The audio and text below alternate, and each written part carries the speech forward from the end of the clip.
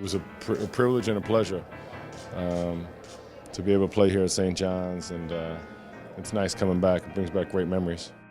Our relationship is longer than 40 years. So he's had the biggest impact on my life, on and off the court. He's a very simple guy. He's not no fancy. He's a Brooklyn fella.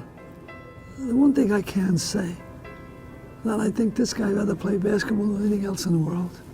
That's his life. I think he was born into basketball. St. John's is a very special place to me.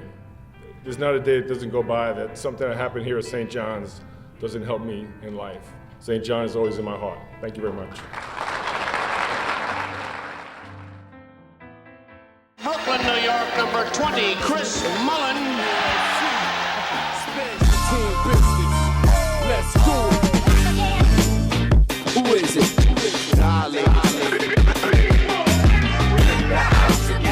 Set to pack them in. Ladies and gentlemen, front, left, right, back again. Who is it? Violated people. In the house again. It's the we're back again for the very fourth time. Violated people. Back again, back.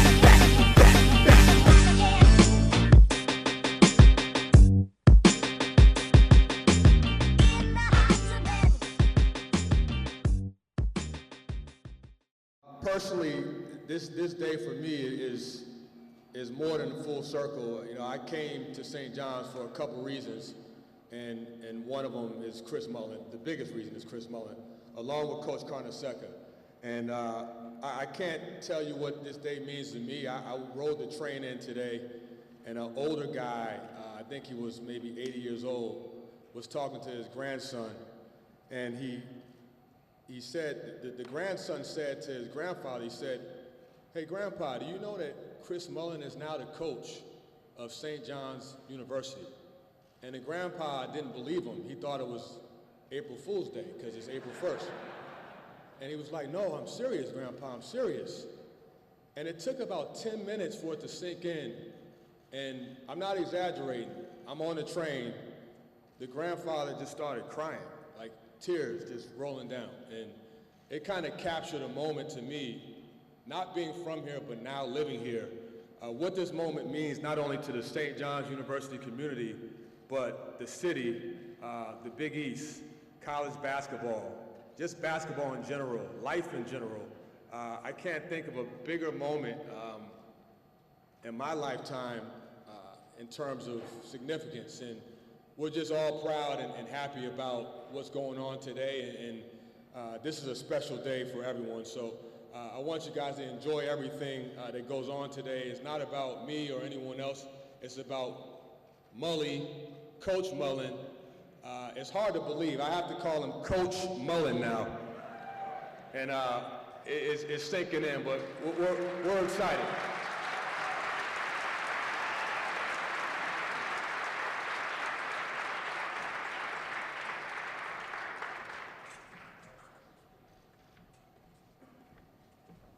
So there's a few important people we want to start out with, and the first person still got the flat top.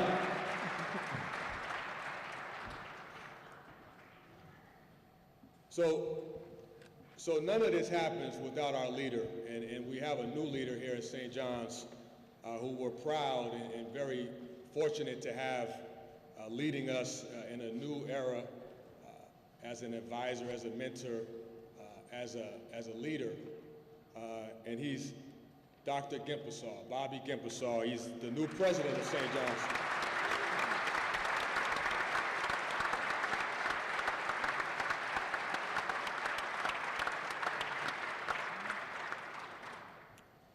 And Dr. Gempesaw just joined us in July, so this is, he hit the ground running. He got thrown into the fire right away, and he's done a phenomenal job of leading us and making well thought out decisions, probably none bigger than this decision at this point. And a little background on Dr. Gempesaw: he's an accomplished scholar, teacher, and administrator who has almost 3 decades of academic and administrative excellence experience.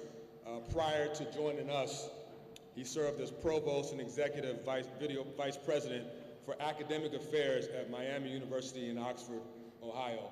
I can tell you I've gotten a chance to know Bobby a little bit over the last few months, and the thing that stands out to me is his vision for excellence, his expectation for excellence, and his leadership is a quiet style, but it's very effective. And I can't thank him enough for what he's done today in terms of bringing back Chris Mullin to our program. So let's give a loud round of applause to Dr. Bobby Gempesaw.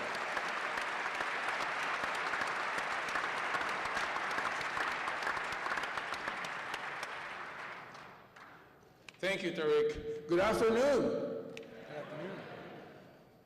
As Tariq mentioned, my name is Bobby Gempesaw, and it's my privilege, really my honor, to serve as president of St. John's University. As one of the leading and largest Catholic universities in the country, St. John's is also known for its athletic programs, particularly our basketball program. When I was elected as 17th president of St. John's, I was very excited to join a university with a strong tradition of excellence, particularly in basketball, since basketball was my favorite sport growing up. Today, we are very pleased to welcome back Chris Mullin to St. John's.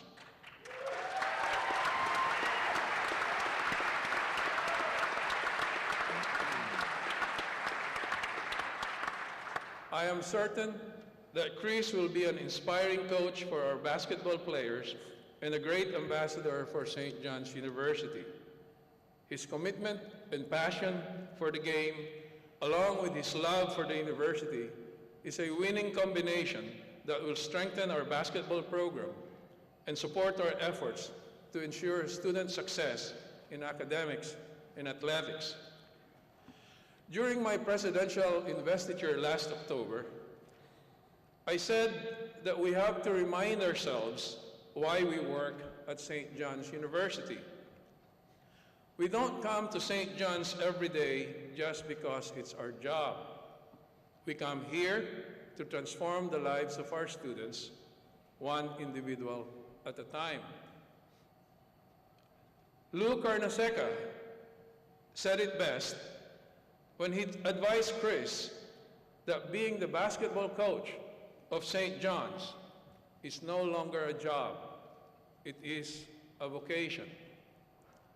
I know that Chris fully understands the special responsibility of being our new coach because 30 years ago, Chris had a coach who cared for his players and transformed their lives, including his own. Chris, on behalf of the Board of Trustees, several members are here today, including Peter D'Angelo, Chair of the Board, and Sister Margaret Fitzpatrick, Chair of the Board Athletic Committee, and other members, Joe O'Connor, Susie Halpin, and John Brennan. Board of Governors, and some of them are here as well, Bob Kalenka, Kevin Reed, and Dennis Kelleher. Students, faculty, staff, and administrators, and the 170,000 plus strong alumni of St. John's University, I congratulate you and welcome you back to St. John. Thank you.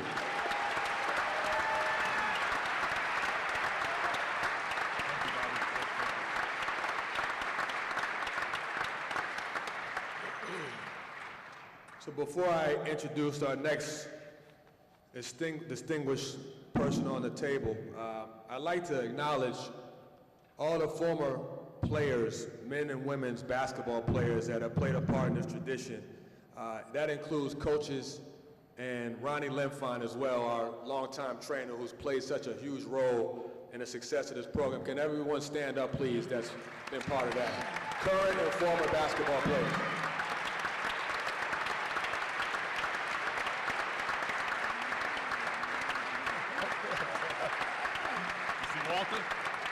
Is he welcome?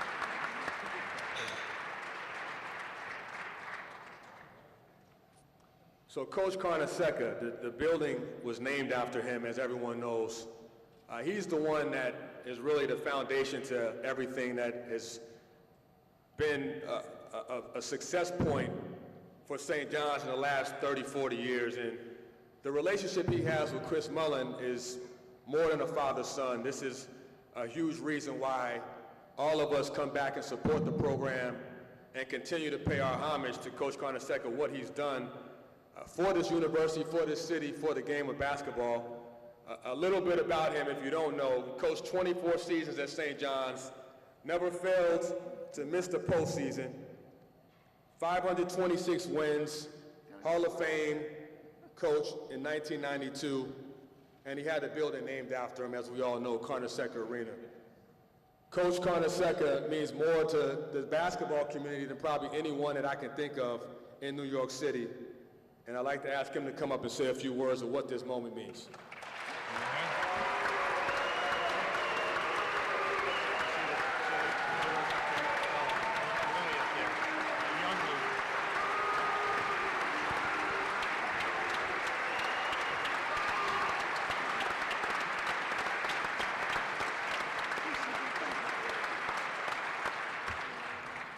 As you notice, I'm shrinking. Ladies and gentlemen, this is really a glorious day. I can't tell you how I feel about it, but I think everybody on the East Coast feels the same way, and maybe the country. Okay? Now, I'm not going to say that Mo got a lot of ink, but President Eisenhower, after winning World War II, didn't get that much space in the papers. Okay? And we're so happy for him, justly deserved. I'm glad to see so many of my former players here, and I appreciate your attendance. Appreciate that very much. I'm going to be very brief. I don't have to talk about what he's done. But one thing I do want to say, I know that he'll make us proud. And in 1968, at Danny's Hideaway, East Side, local restaurant, a great, great coach gave me this little card. It's worn, it's tired, but it's got a few more years left in it. And I'm going to pass this on, this legacy, onto Mo right now. Mo?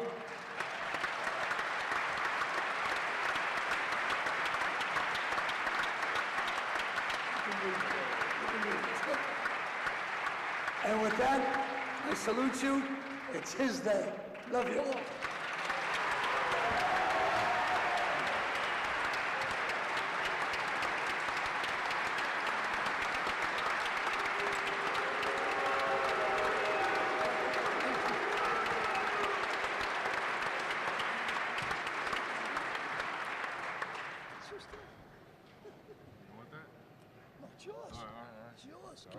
Chris Monash, our AD, is here at St. John's for the last 10 years and has overseen the university's 17 NCAA Division I programs. He's our 5th athletic director in St. John's history. Has spent his entire career in college athletics, serving in various leadership capacities for more than 25 years. Since his arrival, St. John's student athletes have achieved many successes on and off the field of play. His leadership was a crucial part of Chris Mullin coming back home, and he deserves a lot of credit for his vision and his leadership over the years. Let's give him a round of applause.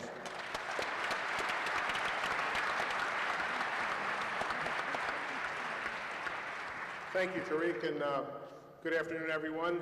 Great showing. This certainly shows the passion and the interest, not only for our basketball program, but for our future coach. And there's not a happier or prouder person in the audience today. Coach Carnesecca, congratulations to you. We're so happy for you on this special day.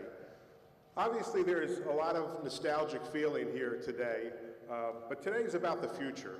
And the comfort I have as the athletic director moving forward, having spent a good amount of time talking to our future coach, is his vision to building a program in a way that is contemporary and is comprehensive. The way the NBA has evolved now, the high school players are only a year or two away from the NBA. So Chris is on top of the high school scene. He's on top of the international scene because of the role they play in the NBA. And he talked a lot about the development they do at the NBA level with the athlete from a player standpoint and from a holistic standpoint off the court. And that's very similar to what we're trying to do at St. John's with our student athletes. So this is a great day, and it is my honor as the athletic director and an alumnus to introduce the 20th head coach in St. John's history, Chris Mullin.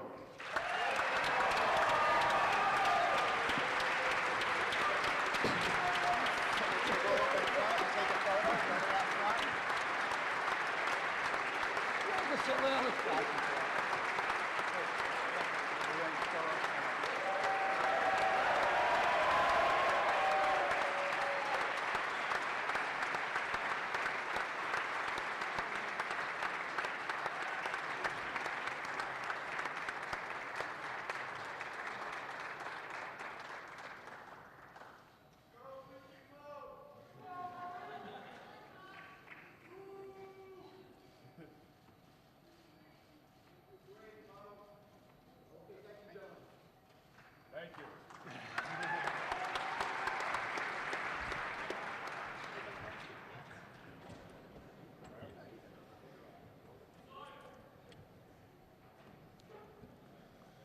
Wow.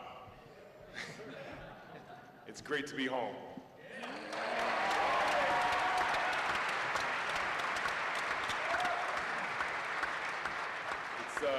It's a surreal moment, it really is.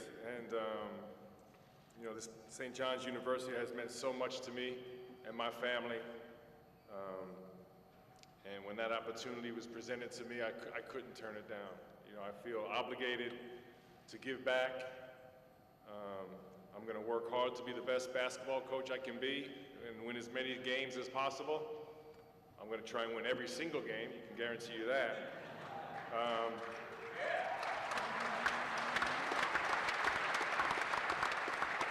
But I think as important is my role to be a mentor and role model to our players. I won St. John's University.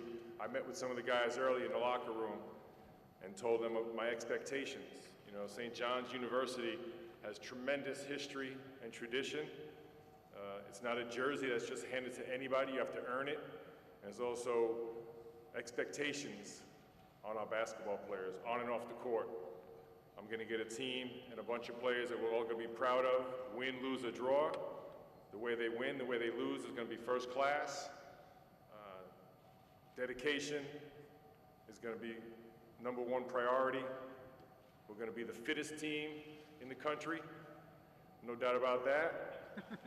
And we're going to play our tails off, I can guarantee you that.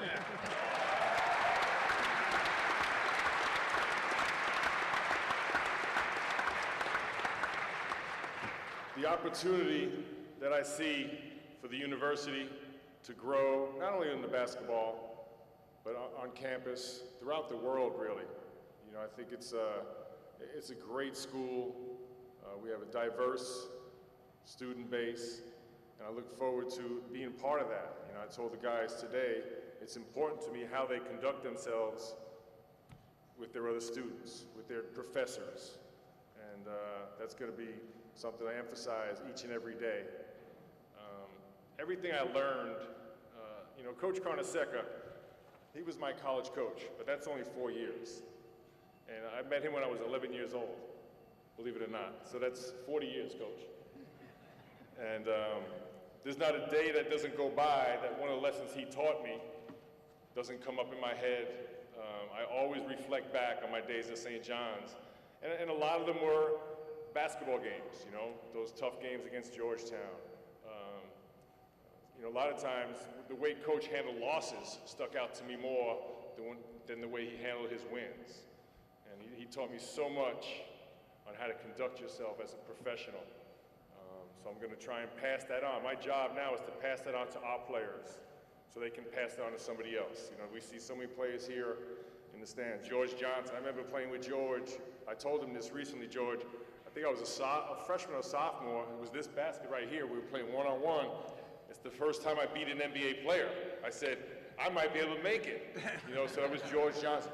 Frank Ulation, one of our best point guards of all time. Billy Schaefer, the highest average, scoring average, 25 a game, Billy. Huh? 26? So many people. I see the truth, Walter Berry in the back.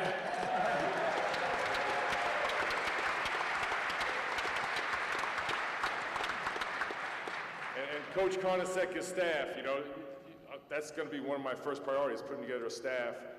And Coach Carnesecca, he didn't have a staff, he had lieutenants. And one of his lieutenants is here, and that's Ron Rutledge. I see him in the back there. What's up, Ron?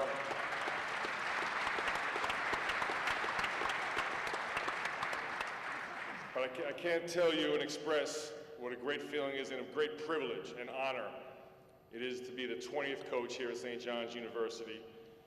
I guarantee I'm going to work hard each and every day to put up a great team with great young men. And like I said, they're going to make you proud, win, lose, or draw, on and off the court. And that's my promise. Thank you.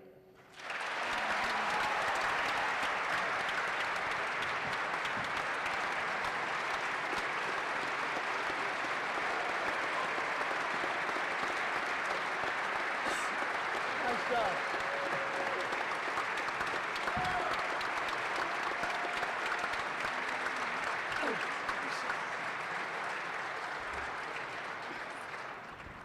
We're going to begin the Q&A portion of the press conference. I just ask when you have a question, wait for the microphone to come to you, introduce yourself and the media outlet that you represent.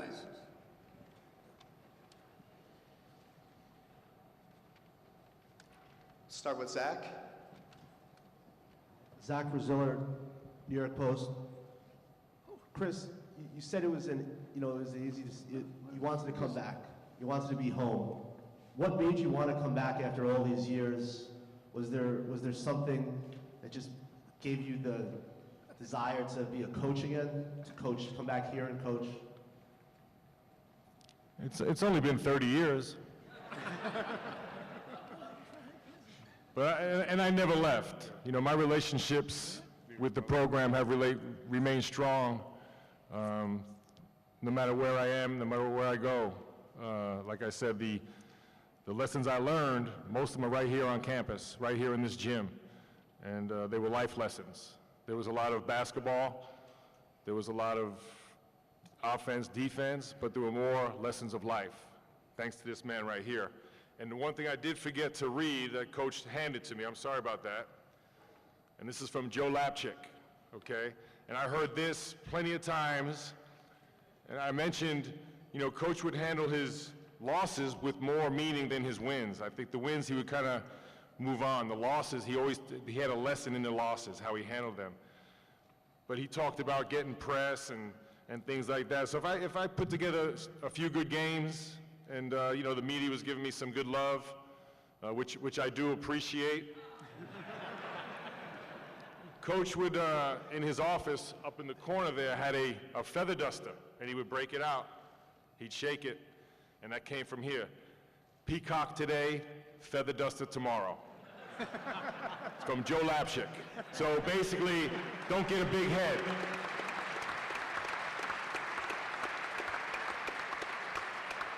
Next question, Roger. Roger Rubin from the New York Daily News. Chris, there are other players who were icons in their college programs and then returned to coach. There are success stories like Fred Hoiberg, and then there are things that are quite a bit less, like Clyde Drexler. How did you go through the process of thinking about the risk and reward of making this move? I looked at it as an obligation, first and foremost. Something in my desire to do it was there. And there are two different things. My resume as a player is separate from my career as coaching, and that's starting now. I don't think one will tarnish the other, and hopefully, more importantly, it'll promote it and again, make it even a stronger resume. Over to the left. Chris, Adam Zagoria, SNY, congratulations, first of all. Obviously, St. John's lost some key seniors from this team. How important is it to get out recruiting right away to try to add players for next year? And in addition to New York, do you anticipate recruiting New Jersey and its vast talent base in addition to New York? Yeah, recruiting right away. As soon as this press conference is over, it starts. Hit the ground running.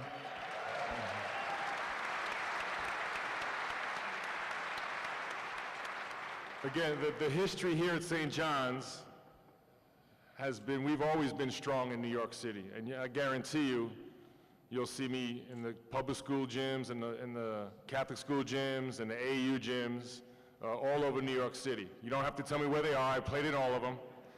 I know how to get in the back doors. If not, I know the janitor in the gym, so I'm going to get there.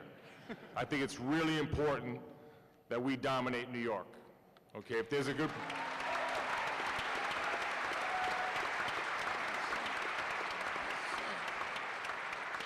If there's a good player in New York City, he needs to come to St. John's. If he wants to play the best basketball, that is. I understand the landscape has changed a little bit. I'm not that out of touch. I keep up on the information. I know there's a little difference, but I still think St. John's needs to be first and foremost a New York City team. We want to make our campus proud, our alumni proud, and the whole city of New York proud about St. John's University.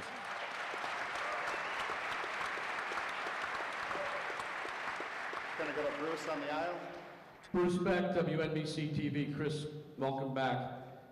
Chris, my question is, you've been a coach on the floor, but you've never been a coach on the bench. How do you view that challenge? That's a great challenge, one I welcome, look forward to, and it's something I'm not going to shy away from. I've got no coaching experience, but I've played with some of the greatest players ever to play the game, learned from them. I played for Hall of Fame coaches, like the gentleman to the right of me, Lou Carnesecca. Played for Bobby Knight, Chuck Daly, Larry Bird. Each and every step along my way, I was surrounded by not only great players, but great coaches. I have books and books and books that I have in my office already from everybody. I'm going to make it, make some adjustments. We have to find out what our players, who our players are before we put a game plan in. But, I have a game plan book where we, 1 year, average 118 points a game. I've been influenced, obviously, strongly by the NBA. As Chris Mullin alluded to, over the years, the college game has actually become closer to the NBA game. When I was here at school, believe it or not, there was no three-point line and no shot clock. So with the three-point line, it's a huge factor in the NBA and college. So both making them and defending it is a huge factor. But off the top of my head, Bruce, I want to play up-tempo, aggressive defense, and aggressive on the offensive end. But as far as my experience, I'm going to take it one day at a time, just like I live my life, and get better every day. Hello, Chris. Congratulations on your new opportunity right here. Dyrell joining from WPIX 11. It's been 30 years since you played the college game. The game has changed, as you just referenced, but also the athletes have changed.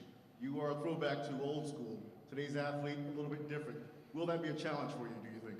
No, that part I don't think is a challenge. The NBA game, we get players 18, 19, 20. If you would walk into an NBA gym nowadays and watch the practice, you would think it was a high school or college practice. And not because they don't have the skill, they're working on their skills still. We don't get finished products in the NBA. And also, a lot of our conversations are mentoring these young athletes and being role models. So just as the game itself has kind of gotten closer together, the people that we deal with are similar. So I also have 2 college sons of my own. So I'm up on the trials and tribulations of that. Chris, Bud Mishkin from New York 1 in the back. Have you watched the experiences of some other top players in their first year or 2 of coaching experience? Mark Jackson, Jason Kidd. Any lessons to be learned from those experiences, and have you spoken to any of them about Yes, I have. I've gotten a lot of support. You know, when I was mulling this over the weekend, no, I didn't do it on purpose. When I was thinking about this, reached out to a lot of different people and got a lot of support. Larry Bird I spoke with, and Mark Jackson I did speak with, Steve Kerr. And first and foremost, they all said it's so important to have a strong staff. You got to put together the right staff, have it balanced the right way, and have that support. So that's going to be really important for me to get a strong staff around me that not only I feel comfortable with, but they're going to guide me as well. For anyone that saw me play, the one thing I always did, and it was maybe lack of athleticism or lack of talent, I always relied on my teammates. And that's the way I'm going to coach. I'm going to rely on my staff. And that staff's going to be hardworking. I told the guys today in the college game, also in the NBA game, it's a huge, to me, one of the biggest parts is play development, player skill development, passing, shooting, conditioning. That's going to be a huge focus. And I want to create an atmosphere where our players want to be in the gym. They're not looking at the clock to leave. We're going to make it fun. I'm going to give them things that make them better so they keep coming back. As I'm developing them as players, I'm going to be developing them as young men. Go to Howie on the left side, and then Greg Logan. Howie Kasoy, New York Post. Chris, how you doing? The teams that you played on, some of the greatest that college has ever seen, and obviously 30 years since you guys went to the Final Four. You talk about wanting to build a program again around New York City players. The teams that have been since your '85 team have always been kind of compared to those teams, somewhat overshadowing them. Do you think this program can again produce teams like that? No doubt about it. That's why I'm here. And the talent, don't forget about talent. They were from New York, but we had a lot of talent. Mark Jackson, Bill Wennington, Mike Moses, we go on and on. They're all hanging up there. They were from New York, Malik Sealy, some incredible names in St. John's history, and they were from New York, but they were talented, and they loved to play, and they played the right way. Left side, Greg. Greg Logan of Newsday. Chris, can you also explain, what your ties are to scouting right now, how aware you are of the college game because you've been scouting it, and also how important that first hire was yesterday? Very important. Matt, are you here? Here's my first hire. Stand up, Matt. Or you might be standing up.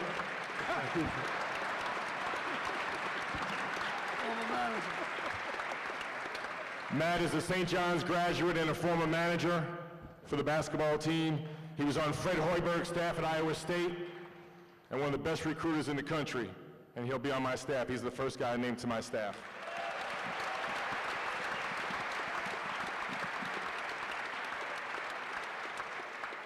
Next question, left side, JP.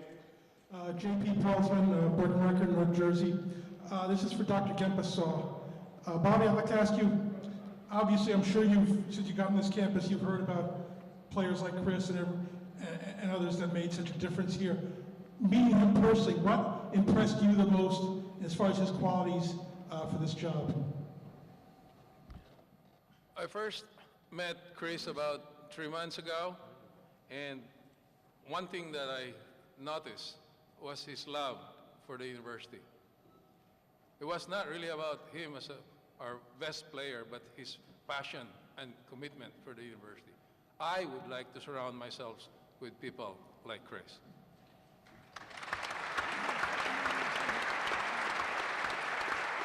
Go to Roger. Roger Rubin from the Daily News for Dr. Gempesaw. I know that you wanted to let this basketball season play out to the very end, but you've met Chris Mullin.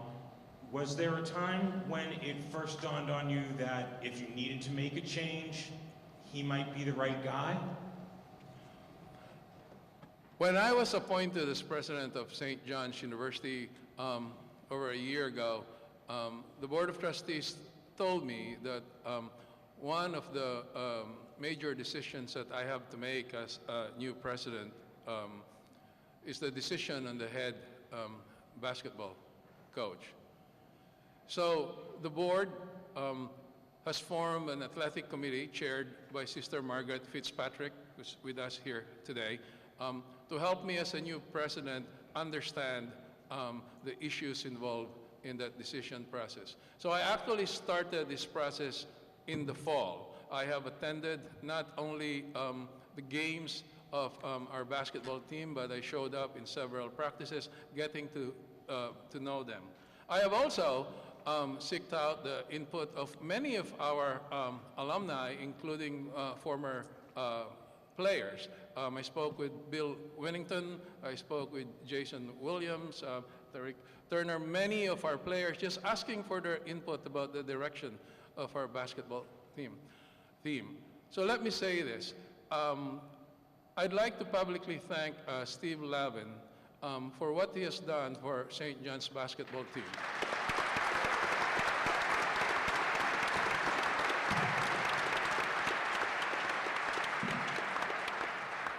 And in particular for bringing us to respectability.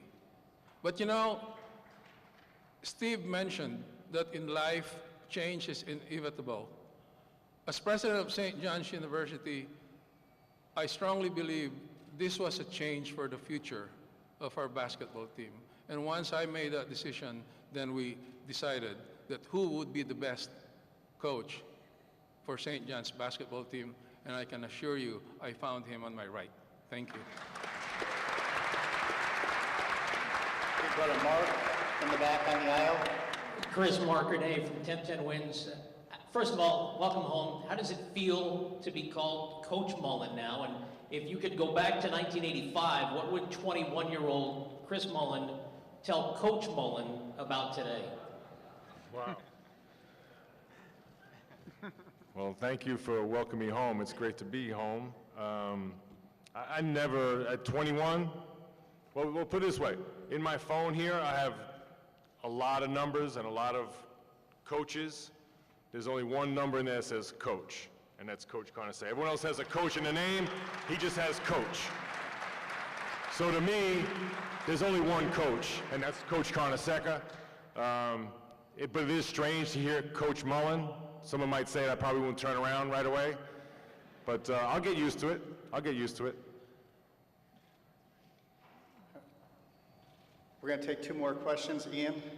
Yeah, Chris, Ian O'Connor with ESPN.com. Congratulations. The fact that you played the game obviously at the highest level, Dream Team, Hall of Fame, NBA All-Star, how much of that will be the centerpiece of your recruiting effort? And do you think today's 16 and 17-year-old prospect will be able to identify with and connect with just who you were, the magnitude of you as a player? Well, I think the kids probably know me from video games. Because I hear a lot, just walking around town, I played you on this game and you scored 35 points. I said, well, I wasn't that good, but it makes me feel good. But I do think, my experience, Ian, at all levels, high school, college, NBA, my experience in the front office, scouting, I told our guys today what I want to do, whether I'm recruiting a high school player, is let them know what I can do for them, not only on the court and develop them as good a player as they can be, but also develop their character and be a good role model and mentor. But I do think, a lot of these kids, hopefully the guys that we get, have aspirations. Not everybody gets to play in the NBA. Everyone has aspirations. So it's very important to have that insurance, and that's your education. That I'll always stress, but I'll also give them 100% of my knowledge, effort, and time to develop them as far as they can go.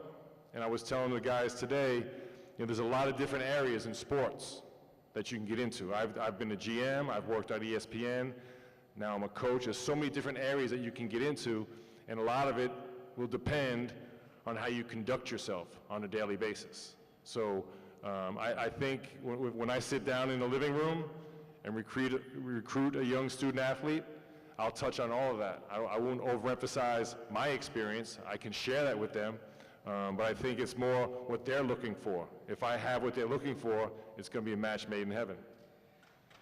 Go to Greg, and then last question, Otis. Greg Logan of Newsday for Dr. Gempesaw. Does the basketball budget remain the same as what Lavin had, or does it increase, decrease, and do you expect Chris's presence to bring more money into the program that would provide the resources he needs to compete at the level he wants? Very good question. I just saw a blog last night that said just by hiring Chris Mullin as our new coach, that the ticket sales will increase by at least $3 million. No, we are here to make sure that our basketball program will be successful. And I believe with the leadership of Chris Mullin, we will get there. Thank you. And last question, Otis. Otis Livingston, WCBS TV. Chris, kind of a two-parter. As a link, a direct link to the glory days, 3-time Big East Player of the Year, going to the Final Four, what would it mean to you personally to not only get this program back to the NCAA tournament, but to make runs, Final Fours and things like that? That's exactly why I'm here. You know, I really want to get this program back to those days and have it consistent.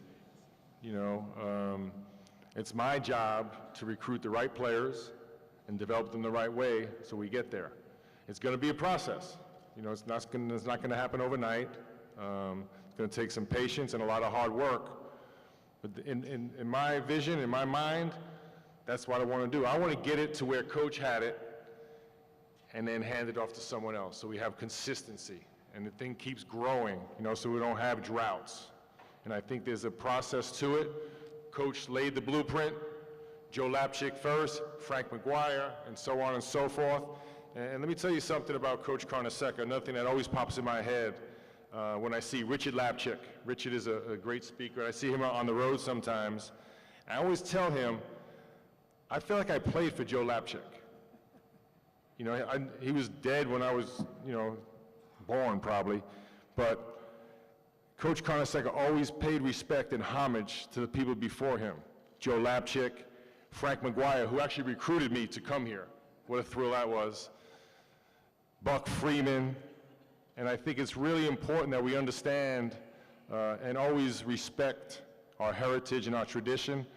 And again, another lesson learned and given to me by Coach Carnesecca. It just popped in my head because I saw Joe Lapchick's name up there. And honestly, I feel like I played for him because I heard so many stories about him. Look, we want to stay in the present, of course, but I think you have to know where you were so you know where to go from there. All right.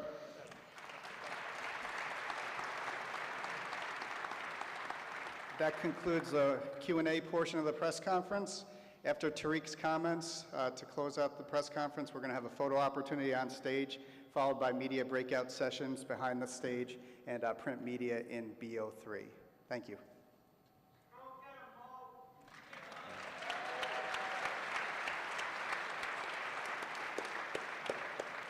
There's a few people that I want to acknowledge, and I'm sorry if I miss anyone, but Val Ackerman, who's our Big East commissioner, very important to St. John's, the relationship and the conference. Her leadership is crucial to college basketball and St. John's.